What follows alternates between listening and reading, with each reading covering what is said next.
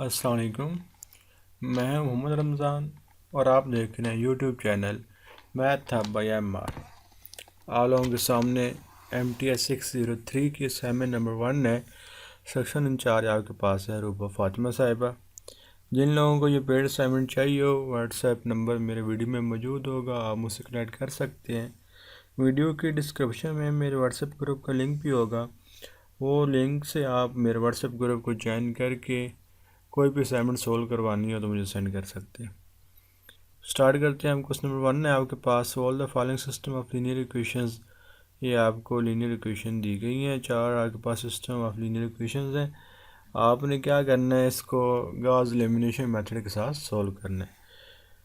तो इक्वेशन को हम आर्गुमेंटेड मैट्रिक्स की फॉर्म में लिख लेते हैं। आर्गुमेंटेड मैट्रिक्स हम कैसे लिखते हैं, इस आर्गुमेंटेड मैट्रिक्स में हम एक्सिस के कोफिशिएंट लिख लेंगे। ये आपके पास पहले 4 हैं। ये फर्स्ट इक्वेशन में जो x1 x2 x3 and x4 के कोफिशिएंट हैं, सेम ये सेकंड इक्वेशन के, ये थर्ड के, ये फोर्थ के, और ये डॉटेड के बाद जो लाइन है ये इक्वल के बाद आपके जो कांस्टेंट हैं इक्वेशंस के अंदर ये वो वाले हैं। अब हम इसको सोल्व करेंगे। सोल्व करना है हमने बाई गॉस एलिमिनेशन मेथड के साथ। तो गॉस एलिमिनेशन मेथड आपको क्या कहता है, गॉस एलिमिनेशन मेथड में आपने अपर ट्रायंगल या फिर लोअर ट्रायंगल बनाना होता है। ज़रूरी नहीं है कि आप डायन एलिमेंट 1 1 बनाएं, आपने जस्ट अपर ट्रायंगल या फिर लोअर ट्रायंगल बनाना है।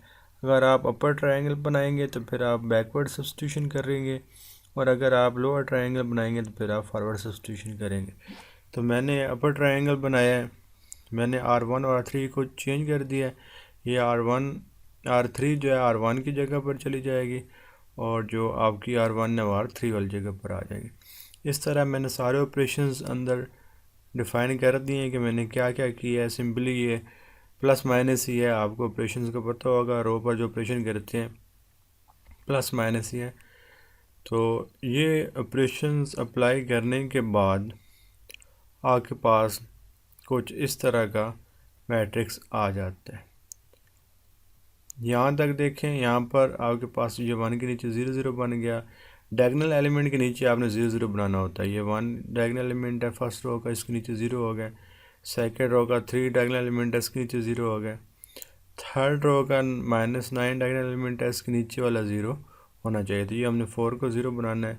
इसको 0 बनाने के लिए मैंने कुछ ये ऑपरेशंस किए हैं, आप देख सकते हैं। आप इनको वेरीफाई कर लीजिए एक बार ऑपरेशंस को, हो सकता है कोई मिस्टेक हो गई हो कैलकुलेशंस की, उम्मीद है होगी नहीं इंशाल्लाह, लेकिन फिर भी आप कैलकुलेशन वेरीफाई कर लीजिएगा। तो ये देखें, ये आपके पास अपर ट्रायंगल बन गया है। हर डायगोनल एलिमेंट के नीचे वाले तमाम एलिमेंट 0 हो गए हैं, तो इसको बोलते हैं अपर ट्रायंगल मैट्रिक्स। तो फिर हम इसमें बैकवर्ड सब्स्टिट्यूशन करेंगे। ये जो 4.7776 है, ये x4 का कोफिशिएंट है, इज इक्वल टू दिस हो जाएगा। तो यहाँ से हम x4 की वैल्यू निकालेंगे, फिर इसको यूज़ करके हम x3 की वैल्यू निकालेंगे, फिर हम इसको यूज़ करके x2 की वैल्यू निकालेंगे, और फिर हम रो 1 को यूज़ करके x1 की वैल्यू निकालेंगे। x4 की वैल्यू यूज़ हो जाएगी x3 निकालने में, x3 की वैल्यू यूज़ हो जाएगी x2 निकालने में, और x2 x3 एंड x4 की वैल्यू यूज़ हो जाएंगी x1 निकालने में। तो फिर आगे सिंपल आपके पास इक्वेशंस हैं, आपने वैल्यू पुट करके उन वेरिएबल्स के आंसर निकाल लेने हैं। ये आपके पास है Gauss elimination method. Gauss elimination and Gauss Jordan elimination में फ़र्क यही है कि गॉस एलिमिनेशन में हमने जस्ट अपर ट्रायंगल या फिर लोअर ट्रायंगल बनाना होता है, लेकिन गॉस जॉर्डन एलिमिनेशन में आपने अपर ट्रायंगल लोअर ट्रायंगल दोनों बनाने होते हैं, और आपके डायगोनल एलिमेंट 1 1 होना भी ज़रूरी होते हैं। ये आपके पास क्वेश्चन नंबर 1 है। क्वेश्चन नंबर 2 आपके पास है, solve use false position method to calculate the root of function in that interval -1.5 into 2.5। ये आपको इंटरवल दिए हुआ है, इसके अंदर आपने इसका सोल्यूशन फाइंड करना है। तो फॉल्स मेथड क्या कहता है, आप इस इंटरवल के पॉइंट को फंक्शन में पुट करेंगे, तो एक पर आपका पॉजिटिव आंसर आना चाहिए, एक पर आपका नेगेटिव आंसर आना चाहिए। देखिए -1.5 जब हमने पुट किया तो आपके पास पॉजिटिव आंसर आया, जब हमने 2.5 पुट किया तो आपके पास नेगेटिव आंसर आया।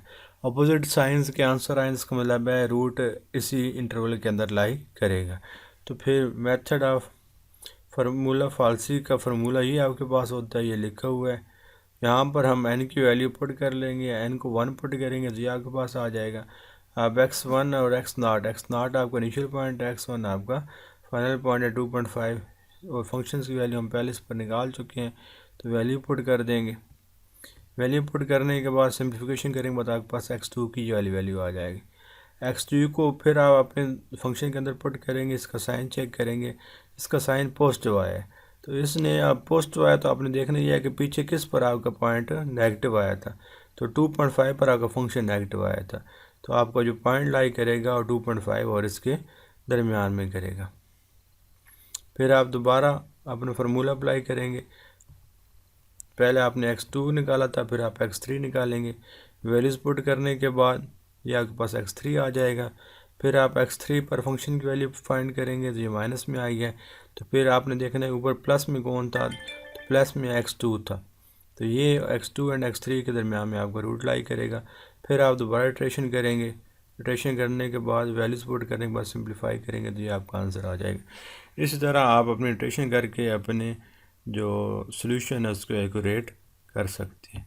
तो ये थी आपकी असाइनमेंट MTS 603 की सेक्शन 4 थी रूबा फातिमा। अगर वीडियो अच्छी लगी हो तो वीडियो को लाइक एंड चैनल को सब्सक्राइब करना ना भूलें। अपना बहुत सा ख्याल रखिएगा। Thank you. अल्लाह हाफिज़।